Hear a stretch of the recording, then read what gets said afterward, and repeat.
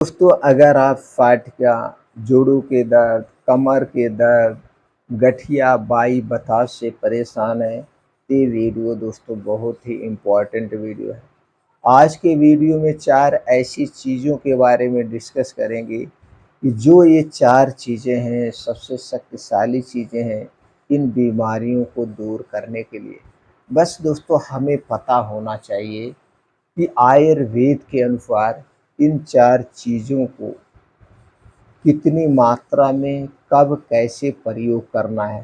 तो दोस्तों आज हम इस वीडियो में उन 4 चीज़ों के बारे में जानकारी शेयर करेंगे, उसके गुण के बारे में, उसके उपयोग के बारे में और उसके फ़ायदे के बारे में।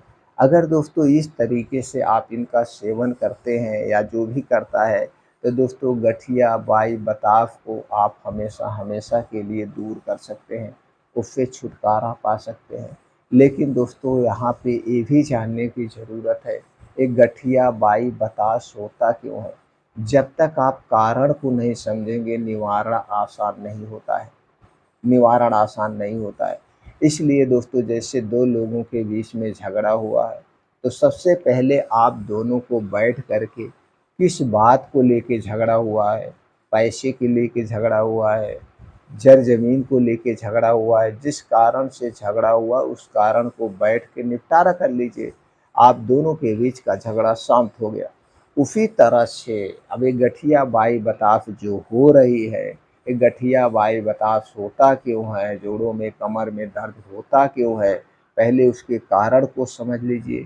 क्या खाने से होता है, क्या लाइफ़स्टाइल गलत अपनाने से होता है, उस कारण को आप समझ लीजिए और उस कारण को हटा दीजिए। समस्या अपने आप सॉल्व हो जाएगी, आपको कुछ लेने की ज़रूरत नहीं है। तो चलिए कुछ कारण पर प्रकाश डालते हैं। दोस्तों ये जो गठिया बाई बताश होता है, ये हमारे शरीर में 3 दोष पाए जाते हैं, वात दोष, पित्त दोष और कफ दोष। जब हमारे शरीर का वात, पित्त, कफ डिस्टर्ब होता है, घटता बढ़ता है, तभी ये बीमारियां होती हैं। तो चलिए इस पे भी प्रकाश डालते हैं। दोस्तों जब हमारे शरीर का वात रोग डिस्टर्ब होता है, बिगड़ जाता है, तो शरीर में 50 से 60% बीमारी होती है। पित्त दोष बढ़ता है तो 15 से 20 से 25% बीमारी होती है। और जब कफ दोष बढ़ता है तो दोस्तों ये कितना होती है, 5 से 10% बीमारी होती है। तो आप समझ गए। दूसरी तरफ दोस्तों इनका एक समय भी होता है, हमारे शरीर में समय के अनुसार घटता बढ़ता रहता है, वो भी जान लेते हैं। दोस्तों जब हमारा जन्म होता है, जब हम बाल्यावस्था में होते हैं, इस समय हमारे शरीर में सबसे ज़्यादा कफ दोष बनता है। बाल्यावस्था से जब हम युवावस्था में जाते हैं, यानी कि 16 साल से 60 साल के बीच में होते हैं, इस समय हमारे शरीर में सबसे ज़्यादा क्या बनता है, पित्त दोष बनता है। और युवावस्था से जब हम वृद्धावस्था में प्रवेश करते हैं, वृद्धावस्था में यानी 60 साल के ऊपर जब जाते हैं, तो हमारे शरीर में सबसे ज़्यादा वात रोग बनता है।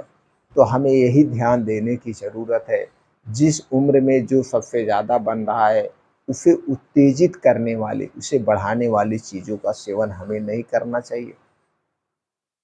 करना चाहिए। तो जैसे जब आप ये बात गठिया, बाई, बताश कब होता है, जब आप वृद्धावस्था में जाते हैं। तो वृद्धावस्था में आपको ख़ास करके ध्यान देना होगा, ये वात रोग को बढ़ाने वाली जो चीज़ें उनका सेवन नहीं करना है। एक तो ये कारण हो गया। दूसरा कारण होता है पोषक तत्वों की कमी। कभी-कभी हमारे शरीर में कुछ प्रोटीन्स, विटामिन जैसे calcium, iron, vitamin D, vitamin B12 की कमी होती है। उसके कारण भी दोस्तों हमारे जोड़ों में, कमर में दर्द होता है। मोटापा भी एक इसका कारण है, थायराइड भी इसका एक कारण है, गैस एसिडिटी भी एक इसका कारण है। कई कारण, एक कारण नहीं है। लेकिन हर एक कारण की जड़ क्या है? हर एक कारण की जड़ आपकी दिनचर्या, आपकी खान-पान है। तो हमारा खान-पान कैसे होना चाहिए? दोस्तों हमारा जो खान-पान होना चाहिए वो 70% लिविंग वस्तुओं पर आधारित होना चाहिए, 70%। लेकिन आज के समय में हम 70% नॉन लिविंग वस्तुएँ खाते हैं, जिसमें तो कोई जान ही नहीं है। और यही निर्जीव वस्तुएँ, यही नॉन लिविंग वस्तुएँ हमारे शरीर में वात, पित्त, कफ को बढ़ाती है। तो दोस्तों इन चीज़ों को आज से अभी से खाना बंद कर दीजिए। चलिए जानते हैं नॉन लिविंग वस्तुएँ कौन-सी हैं। दोस्तों जो चीज़ें प्रोसीजर से बनाई जाती हैं, जिन चीज़ों में विष मिलाया जाता है, आर्टिफ़िशियल कलर मिलाया जाता है और जो चीज़ें दोस्तों 2 महीने, 3 महीने, 6 महीने, 1 साल के तक ये सुरक्षित रखी जाती हैं और सुरक्षित रखने के लिए एक प्रकार का केमिकल मिलाया जाता है, जिसे आप कीटनाशक कह सकते हैं, जिसे आप जहर कह सकते हैं। तो यही सारे वेस्ट पदार्थ जब आप खाते हैं, तो आपकी आंतें दूषित होती हैं, आंतें गंदी होती हैं, जिससे गैस, कब्ज़, एसिडिटी आ रही है कि आपके शरीर का वात-पित्त कब डिस्टर्ब होता है। तो दोस्तों आज से आप संकल्प ले लीजिए, आज के बाद आप कोई भी निर्जीव वस्तु नहीं खाएँगे, नॉन लिविंग वस्तुएँ नहीं खाएँगे। नॉन लिविंग वस्तुओं की बात करें तो दोस्तों ये जितनी भी चीज़ें हैं जैसे ब्रेड, टोस्ट, नमकीन, biscuit, ice cream, pizza, burger, momos, junk food, fast food, cold drink, soft drink, ठंडा पेय पदार्थ, धूम्रपान, अल्कोहल ये सब निर्जीव वस्तुएँ हैं। हमें इनका सेवन नहीं करना चाहिए और यही चीज़ें हमारे शरीर के वात, पित्त, कफ को बढ़ाती हैं और यही चीज़ें हम छोटे से ही खाते आते रहते हैं। तो जब तक हम बड़े होते हैं तो दोस्तों धीरे-धीरे जाके हमारा वात एकदम डिस्टर्ब हो जाता है और यही कारण है कि ये गठिया बाई बताओ 60 साल की बात ही छोड़ दीजिए, 40 साल के लोगों को भी अपनी चपेट में ले रहा है, क्योंकि ये लोग भी शुरू से ये सब चीज़ें खा रहे हैं। तो दोस्तों ये नॉन लिविंग वस्तुएँ खाना बंद कर दीजिए। आप अपनी डाइट को लिविंग वस्तुओं पर आधारित करिए, जिसमें प्राण होता है, जान होती है, ऊर्जा होती है। लिविंग वस्तुओं की बात करें तो दोस्तों हरी साग-सब्जियाँ, ताज़े मौसमी फल, बीन्स को रात में भिगो के सुबह खा सकते हैं। बीन्स को अंकुरित करके खा सकते हैं, ड्राई फ्रूट को रात में भिगोइए, सुबह खाइए। प्लांट बेस्ड दूध जो होता है, ये सब खाइए, लिविंग वस्तुएँ हैं, इनमें प्राण है, ऊर्जा है, जो हमारे शरीर को शक्तिशाली बनाती है। ये आपकी डाइट होनी चाहिए। तो 70% में लिविंग वस्तुएँ होनी चाहिए, 20% अपने पेट को खाली रखिए यानी पानी से भरिए, 10% हो सके तो नॉन लिविंग वस्तुएँ खाइए, नहीं तो ये भी मत खाइए। आप हमेशा दोस्तों स्वस्थ निरोग रहेंगे, आपके शरीर का वात-पित्त हमेशा बैलेंस में रहेगा। ये चीज़ें दूसरी चीज़ें आपको 2 बदलाव करना होगा। पहला बदलाव रात का खाना आपको सूर्य डूबने के 1 घंटे पहले खाना चाहिए। क्यों? क्योंकि दोस्तों हमारा शरीर प्रकृति से बना है, तो हमें प्रकृति के नियमों का पालन करना होगा, प्रकृति के रूल्स को अपनाना होगा। हमारा आयुर्वेद यही कहता है, आपका खाना जब सूर्योदय हो जाए, तो सूर्योदय के बाद शुरू होना चाहिए और सूर्यास्त के पहले बंद कर देना चाहिए। तो आपके शरीर का वात, पित्त, कफ हमेशा बैलेंस में रहेगा।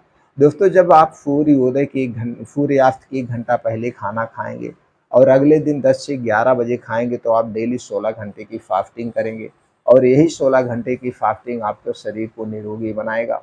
इसके बहुत सारे फ़ायदे हैं। मोटापा दूर होगा, आपका जो फैट है वो भी दूर होगा, बैड कोलेस्ट्रॉल भी दूर होगा, गैस एसिडिटी भी दूर होगी। इस 16 घंटे उपवास के बहुत फ़ायदे हैं। आप करके तो देखिए, आपका दर्द-वर्द सब अपने आप छूमंतर हो जाएगा। ये करना है। अब उसके साथ-साथ दोस्तों इन चीज़ों का आप सेवन करिए। वो चीज़ें क्या है? मेथी दाना। दोस्तों मेथी दाना के बहुत सारे फ़ायदे हैं क्योंकि इनमें anti inflammatory, anti fungal, anti bacterial proteins, vitamins पाए जाते हैं। दूसरी चीज़ है हल्दी। हल्दी बड़ी ही कमाल की चीज़ है। हल्दी बड़े कमाल की चीज़ है दोस्तों, इसमें करक्यूमिन टाइप के एक ऐसा पोषक तत्व पाया जाता है, जो कि हमारे शरीर को कैंसर जैसे बीमारी से बचाता है और कैंसर जैसी बीमारी को दूर करने में सहायक है। इसके अलावा इसमें anti inflammatory, anti diabetic, anti microbial, anti fungal यानी तरह-तरह के गुण पाए जाते हैं। दोस्तों किसी को चोट लगती है तो हल्दी माठा कहा नहीं जाता भैया हल्दी माठा पी लो, हल्दी बाँधी जाती है, हल्दी बड़े फ़ायदेमंद की चीज़ है। और अगली चीज़ है वो है सौंठ। सौंठ में भी एंटी इन्फ्लेमेटरी गुण पाया जाता है। ऐसे बहुत सारे पोषक तत्व पाए जाते हैं, फाइटोकेमिकल्स पाए जाते हैं, जो हमारे स्वास्थ्य के लिए फ़ायदेमंद। तो इनका प्रयोग कैसे करना है चलिए वो जान लेते हैं। दोस्तों इनका प्रयोग करने के लिए आपको लेना है मेथी दाना 20 ग्राम, हल्दी का पाउडर 20 ग्राम और सौंठ का पाउडर 20 ग्राम।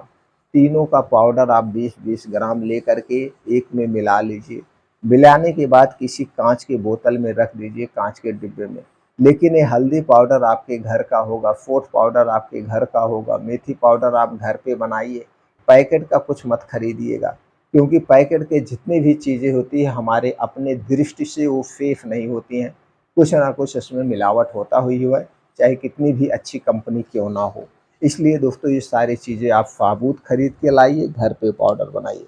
अब ये पाउडर आपका बन के रेडी हो गया। अब इसका प्रयोग कैसे करना है? इसका प्रयोग करने के लिए दोस्तों आपको लेना है आधा चम्मच पानी और गुनगुना पानी आपको लेना है, यानी रूम टेम्परेचर का पानी लेना है, उसी में आप मिला दीजिए। ये 2 चम्मच पाउडर उसी पानी में मिला करके अब उसी पानी में आपको तिल का तेल शुद्ध आपको चाहिए, और हो सके तो साबुत तिल खरीद के लाइए और जा कर के इसका तेल निकलवाइए।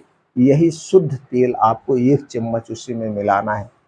1 चम्मच मिला कर के अब इसी को आपको लेना है, कब लेना है? खाना खाने के 2 घंटे पहले सुबह-शाम। खाना खाने के 2 घंटे पहले सुबह-शाम इसी को आपको पीना है दोस्तों। 21 दिन तक आप पिएँगे तो आपके जोड़ों के दर्द, कमर का दर्द सब कुछ धीरे-धीरे दूर होने लगेगा। लेकिन आपको परहेज़ ज़रूर करना है।